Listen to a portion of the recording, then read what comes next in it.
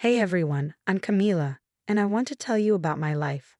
I grew up without a lot of money, but my husband Jackson had a totally different childhood.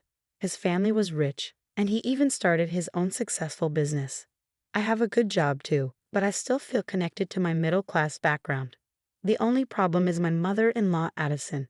Dealing with Addison was like trying to navigate through a storm. But Jackson's dad, Grayson, was great. Addison, though, enjoyed putting me down and making me feel small about my family's money situation. She criticized us in private and even in public. Jackson always had my back, but Addison's insults never stopped. It got so bad that I thought about leaving Jackson because I didn't want to deal with his family anymore. But Jackson's love and support kept me going. He was amazing, unlike his mom. With time, I got better at handling Addison's behavior. So when she showed up with a flashy wedding dress right after we booked the venue, it didn't surprise me. She proudly showed off the dress, asking us what we thought. "Isn't it amazing? It's from that fancy bridal shop you guys couldn't afford with your wedding budget," she said, not hiding her dislike. When I mentioned that her dress was too fancy for the occasion, she glared at me, clearly upset. I felt really uncomfortable then, not knowing how to handle her extravagant behavior, especially since Jackson and I were planning a simple wedding with just 60 guests to save money. We didn't want to spend too much, so I found a simple wedding dress that fit our budget. But Addison's dress was way too flashy. It was so extravagant that it would definitely steal the spotlight from me at my own wedding. It was obvious she picked it on purpose, knowing it would make a big statement. When I gently suggested she wear something else, Addison got really mad. "How dare you tell me what to wear? I spent $125,000 on this dress. Do you really think I'd waste that money? I'm wearing it, no questions asked." Jackson tried to step in, saying, "Mom, listen to Camila. That dress isn't right for our small wedding. Please pick something more suitable." But Addison wouldn't change her mind. "No way, Jackson. I love this dress. I'm not settling for some random dress like your wife. I have my home standards. It's my big day too as the mother of the groom," she insisted, ignoring how ridiculous she sounded. Jackson, surprised, argued back, "Addison, it's not your big day. Stop trying to steal all the attention. You're not wearing that dress to our wedding." The argument got intense quickly. Addison refused to give up on the dress, leading to a heated exchange between her, Jackson, and Grayson. The tension got so bad that we had to leave early without resolving the issue. Jackson was frustrated, saying, "I can't believe my mom would do this. She's being unreasonable. Maybe she shouldn't even come to the wedding." But kicking Addison out of the wedding could make things worse. If we disinvite her, she might make an even bigger scene. She doesn't keep promises, and she does whatever she wants. We need to think of a smarter solution, I suggested, thinking about what might happen if we excluded her from such an important day. Jackson was frustrated too, admitting how badly his mother had treated my family and me over the years. "I'm tired of her insults and disrespect. It has to stop. She can't ruin our wedding." So we agreed. We needed a plan that would keep Addison from causing trouble without making her suspicious or angry. As time passed, Addison stuck to her decision, leaving us to plan carefully to keep our wedding focused on our love, not her showing off. We all agreed that we needed a smart plan to handle the situation. So Jackson, Grayson, and I got together to figure it out. We were tired of her disruptions and all wanted to make sure she didn't take over our wedding.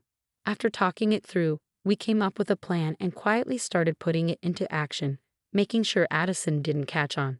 We stopped talking to her about the dress and only gave her basic information about the wedding, which didn't bother her much since she was too busy trying to outshine me. Just a few days before the wedding, we were having dinner at my in-laws, and Addison couldn't contain her excitement. "I can't wait for your wedding, Jackson. I've been thinking about it for so long. My dress and jewelry are all ready to shine. It's going to be such a special day," she said, clearly thrilled, though it was obvious she was most excited about showing herself off.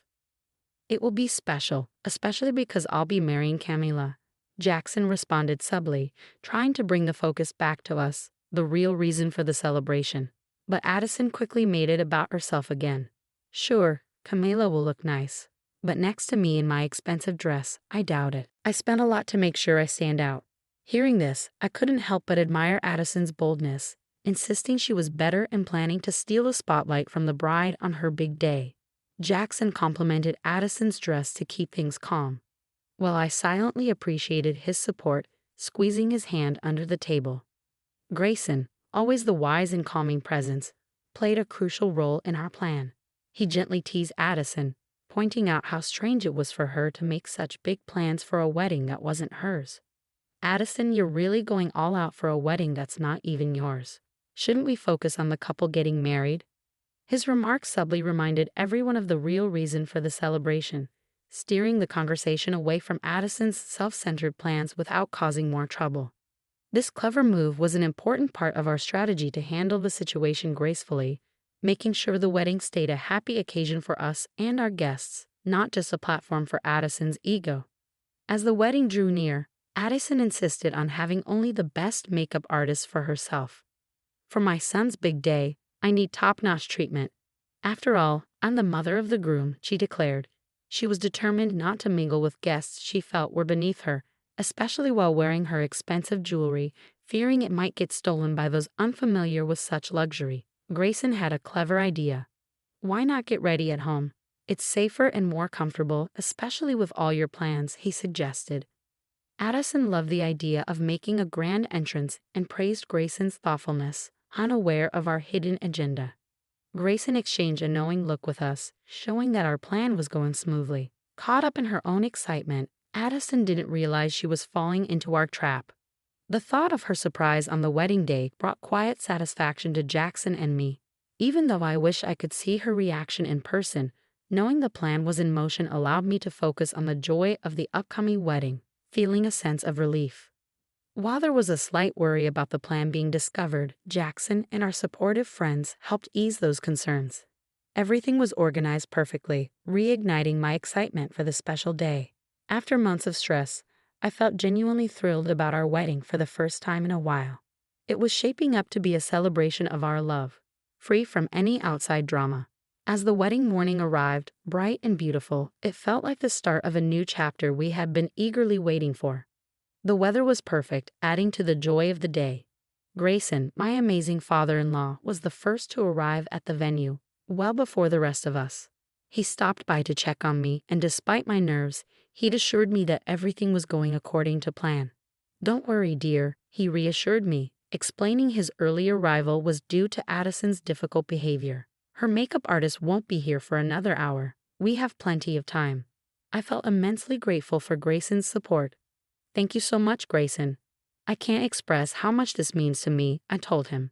He smiled warmly, reminding me that I was now part of the family and assuring me that the day would unfold just as we had envisioned. His presence was a comfort, especially considering the challenge of dealing with Addison as my mother-in-law. I felt fortunate to have Grayson by my side. After checking in on me, Grayson made his way to where Jackson and I were getting ready for the ceremony. The day was shaping up to be everything I had ever dreamed of. I'll always remember the look of love on Jackson's face as I walked towards him, escorted by my uncle. Both of us were overcome with emotion, surrounded by our closest friends and family, with Grayson's supportive presence adding to the moment. As for Addison, her grand entrance didn't go as planned. Dressed in her expensive gown and covered in diamonds, she expected all eyes to be on her. But when she arrived at the venue, she was in for a surprise. It was empty. Confused and a bit panicked, she called Jackson, her voice filled with disbelief.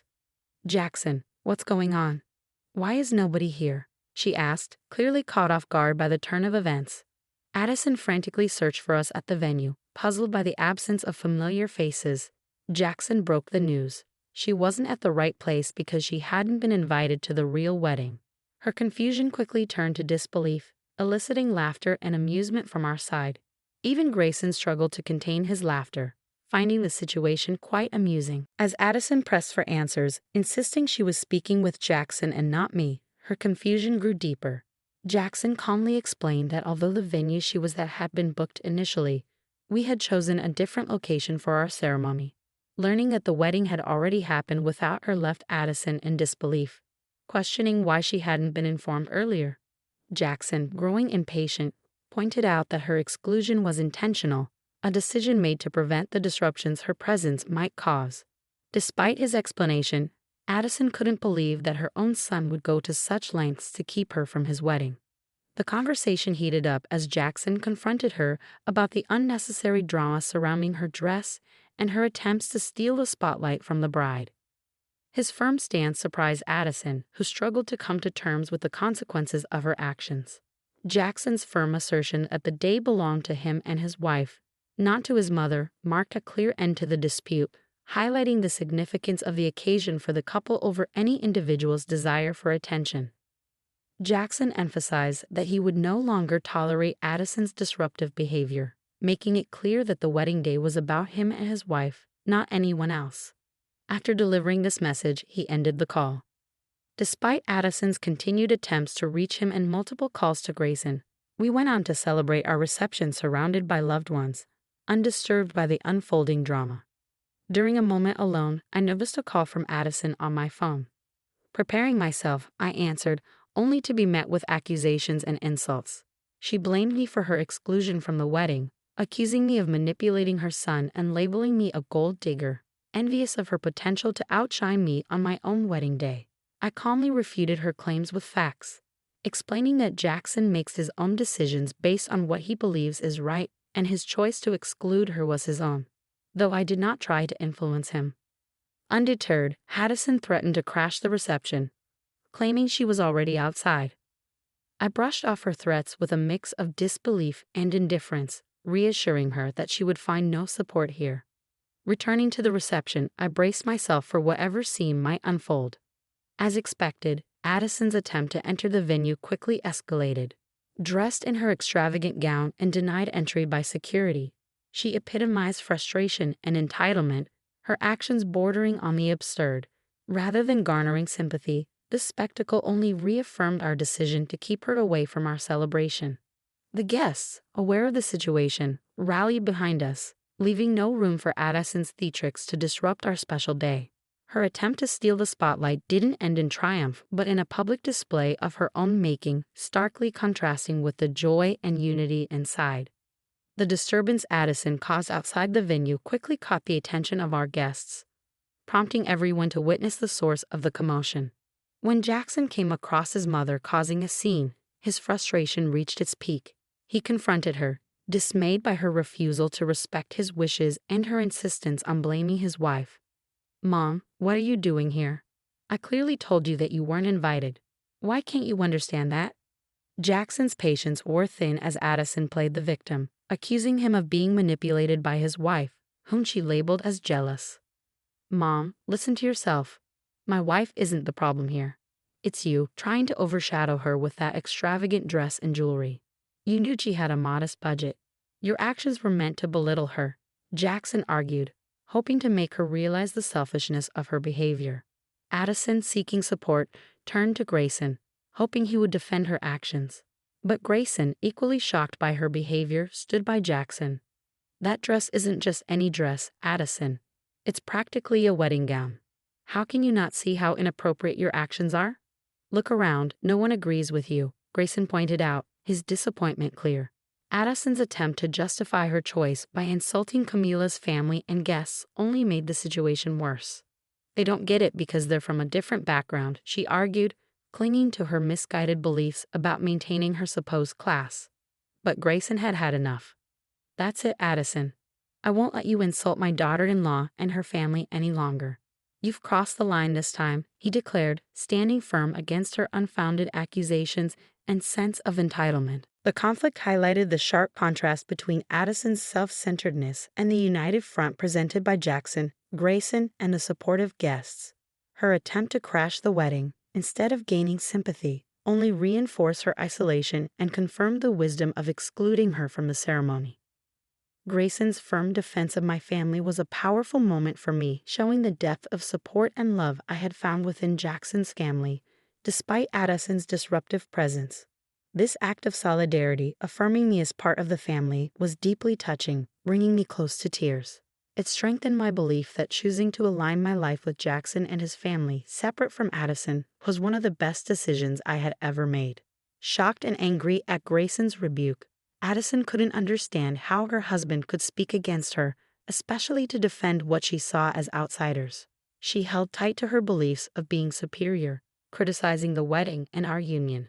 But Grayson's response was surprising and definitive. He expressed regret not for our wedding, but for his own with Addison, admitting their marriage was a mistake due to her unbearable behavior. Then he announced his intention to divorce her, leaving Addison speechless.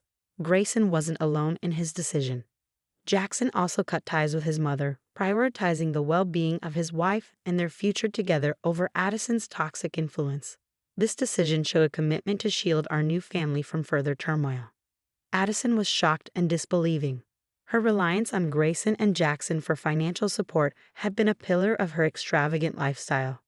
Grayson's mention of divorce, along with the prenuptial agreements in place, meant Addison stood to lose not only her family but also the financial security she had taken for granted. Her lavish spending, highlighted by the purchase of the expensive dress, had been unsustainable on her own, relying instead on her husband's wealth. The news of impending divorce and our decision to cut ties with Addison marked a turning point for her. The consequences went beyond losing family connections to a harsh financial reality. Her once secure future, buoyed by wealth and status, now looked uncertain, with the protective clauses of prenuptial agreements leaving her with little to claim. This sudden change in circumstances served as a sobering reminder of the cost of her actions and attitudes, highlighting the transformative impact of Grayson and Jackson's decisions on our collective future. Jackson, Grayson, and I had discussed the situation thoroughly, recognizing the need to set boundaries to protect our new family. Grayson had been considering separation from Addison due to long-standing unhappiness, while Jackson and I were determined to shield our relationship from her toxic influence. Addison, taken aback by the realization that her actions had real consequences, had to face the fallout publicly. Her pleas for leniency, framed as an overreaction to a single dress incident, were met with firm rebuttals. It was evident to everyone, especially Jackson and Grayson, that her behavior went far beyond one incident. They pointed out her consistent mistreatment of me as the underlying problem, dismissing her claims of unfairness as baseless. In a last-ditch effort to gain sympathy, Addison turned to me with tears, pleading for forgiveness. She clung to me, painting herself as a remorseful victim of circumstances. Yet her plea lacked sincerity. It quickly turned sour as she resumed name-calling and accused me of tearing her family apart. Her abrupt shift from fake remorse to open hostility only reinforced our decision to distance ourselves from her. Her failure to offer a genuine apology or acknowledge the impact of her actions further alienated her, not just from me but from everyone present. The guests, initially watching quietly, grew increasingly disapproving as Addison's true colors emerged once more. This scene marked a significant moment for our family. It wasn't just about keeping Addison at arm's length. It was about reaffirming our commitment to respect, unity, and the well-being of our shared future. Addison's failed attempt to reconcile, quickly overshadowed by her return to blame and manipulation, only strengthened our determination. The way forward was evident, marked by a united stance against toxicity and a shared commitment to nurturing a supportive and loving environment free from past grievances. Jackson acted swiftly. Without allowing Addison a chance to argue, he instructed security to escort her out. Meanwhile, both sides of the family and our friends openly criticized her behavior. It was a moment of validation as we watched her being escorted away, allowing us to resume our celebration surrounded by genuine supporters. The very next day, Grayson took decisive action. He returned home only to inform Addison to leave their shared residence and had his lawyers serve her with divorce papers. Her attempts to sway Grayson with tears, screams, and threats in front of the lawyer were futile. When she attempted to approach us, seeking an ally or a way to disrupt our peace, we made a conscious choice not to engage, safeguarding our new life together from her drama. Our phones and social media became Addison-free zones, eliminating any avenue for her to reach out. As for Addison's outcome, it was swift and fair. The divorce left her in financial hardship, her attempts at manipulation proving futile. Her pleas for help went unanswered, forcing her to face the consequences of her actions alone. Eventually, she returned to her hometown, hoping to rebuild her life and reputation, seeking employment and a fresh start. These developments brought us profound relief and closure. With Addison's turbulent influence no longer present, our lives thrived. We hope she finds a path forward that keeps her away from us, allowing us to move on from this chapter